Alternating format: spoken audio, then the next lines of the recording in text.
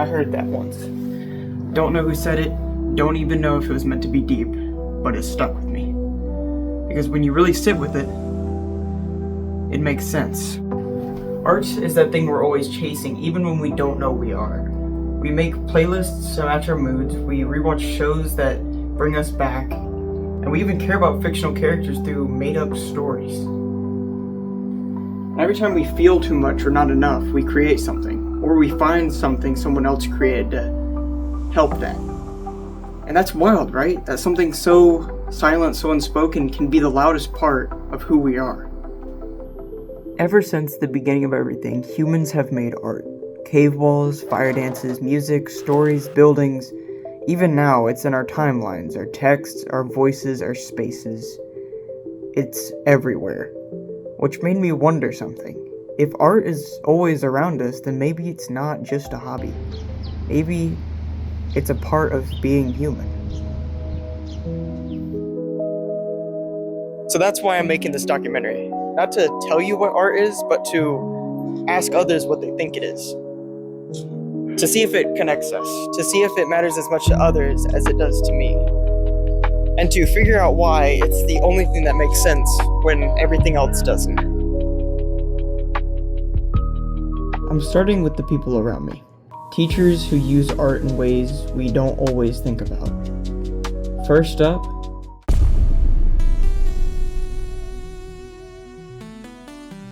some people say art is not a real job, but what they don't realize is that someone designed everything you've ever used. Every poster, logo, sign, tool, icon, ad.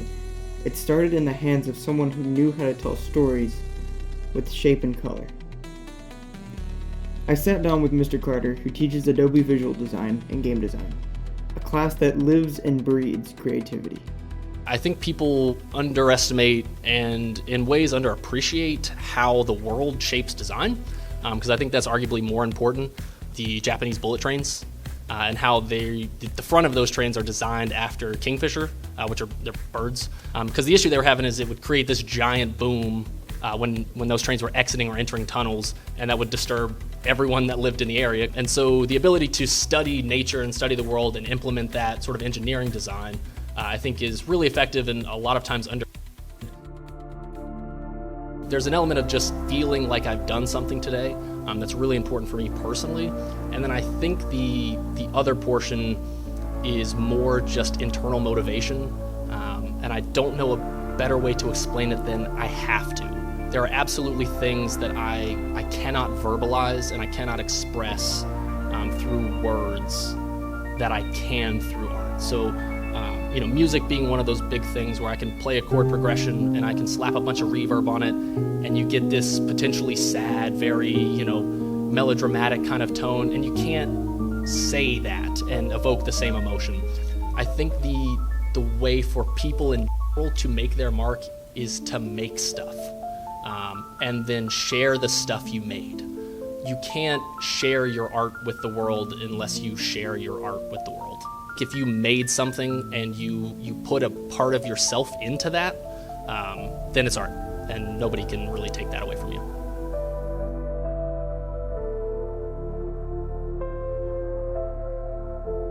I was thinking what Mr. Carter said, that we leave our mark by creating and sharing with the world. That idea always stuck with me. Are we building little worlds, little pieces of ourselves, meant to outlive us all? There's this quote by Picasso. Every child is an artist. The problem is how to remain an artist when we grow up. That really hits home. We all start out imaginative and fearless, but over time, life pushes us towards routine, towards the mundane. So I decided to talk to somebody who helps keep that creative spark alive. My ELA teacher. Hi, I'm Nicole Kimball, and I teach AP Literature, AP Language, and 12th grade British Literature, English 4. I think storytelling is incredibly important in shaping who we are. There is an author, Sherman Alexie, he's one of my favorite authors, and he says we are our songs and stories. That to me is absolutely profound, because he's saying that from a cultural perspective because he's Native American, and so he's trying to explain that their songs and their stories shape who they are as a people, and whether it be a lullaby that your mom sang you or a story that your dad read you, you are forever impacted by those stories and songs. Well, one thing is that art has a timeless quality to it. I used to do a gallery walk of different pictures and ask my students to decide which ones were art and which ones were not art. And a lot of times they would look at graffiti and they would say, oh, well, that's art because it's creative. And I think art is more than just something that's creative. I think art surpasses a person's own time. So it lives on into the next time and the next time, and we as humans will go back to that and reference that time and time again. Because art is timeless, it can always be with us, shaping us from one era to the next era, and reinforcing the good and hopefully dispelling the bad, and hopefully making us better people through the art and the impact it has on us. Talking to her reminded me, stories carry more than just words. They echo. They connect. Maybe writing isn't just expression. It's a way to reach across time and be heard. Edward Gibbon, this guy right here, once said, "History is little more than the register of crimes, follies, and misfortunes of mankind." But I think there's more to it than just that. What if history is also an art form? A record, yes, but also a reflection. A human fingerprint on time itself.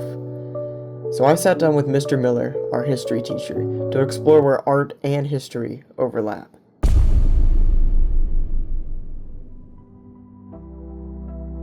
The role of art in preserving history best shows the emotions of a time period, and we need art to, I think it better depicts history oftentimes than just a simple written record would. So, for example, Francisco Goya painted May the 3rd, 1808, depicting Napoleon's troops invading Spain and executing Spanish soldiers. That depicts the emotions of the Spanish people better than, oh, well, X number of people were executed on May the 3rd. So art influences how we understand the past, because not only does it showcase what civilizations were like, but it also showcases how civilizations saw themselves or how leaders saw themselves. So an example here is Emperor Justinian from the Byzantine Empire reconquered some of old Rome, built the Church of San Vitale with these beautiful mosaics in them. And so inside he had a mosaic of himself next to the church and next to soldiers, and so it depicted the combination of church and state. There was not much of a separation. And then he also has a halo around his head that was most of the times strictly for Catholic saints. Something as simple as like this conversation, probably be more in depth and more impactful, but so many tiny things can impact the course of history and might be studied in the future. Like primary source documents are so much more than just a letter from Ben Franklin. In 30 years down the line, we may be using simple text message chain to depict a major event in the future. History isn't just dates and facts. It's emotion, memory, and meaning. From cave paintings to tweets, people have always found ways to say, I was here, I mattered. Because without art, our records, the knowledge of Earth's history would cease to exist. Art is emotion in motion. Sometimes it's a melody that knows what you're feeling before you do. Sometimes it's a film scene that holds up a mirror to your life. My teacher teaches music and film, two mediums that don't just entertain, they move us, they make us feel seen, and they stay with us long after the credits roll.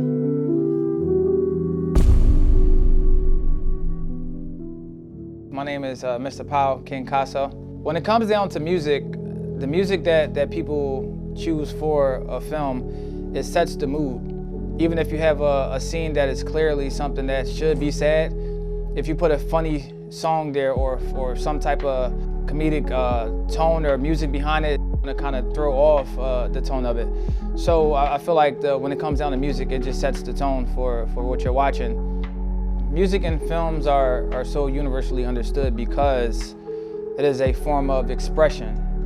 You can express yourself through film and music, even dance. You know, you happy, you're in a good mood, you hear a beat that that makes your body feel away, you start to dance. When it comes to film, you can jot down a story or something that you've been through in your life, and you can put that down on the page and you can have someone act that out. I think just considering music and film, it's a form of art, and people use art as a form to express themselves.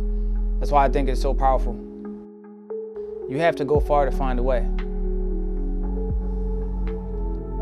What I took from that was simple. Music and film go beyond language. They speak directly to who we are. And maybe that's the real power of art. It reaches the places words can't, creating bonds that are deeply human. This is where art ultimately meets us, not just in the act of creating, but in sharing a piece of our humanity, giving something of ourselves to the world. In that, art becomes more than just an expression, it becomes a connection. Every person I've spoken to has shown me something new. From design to storytelling to history, it all connects. It's as if every form of art is another way of saying the same thing.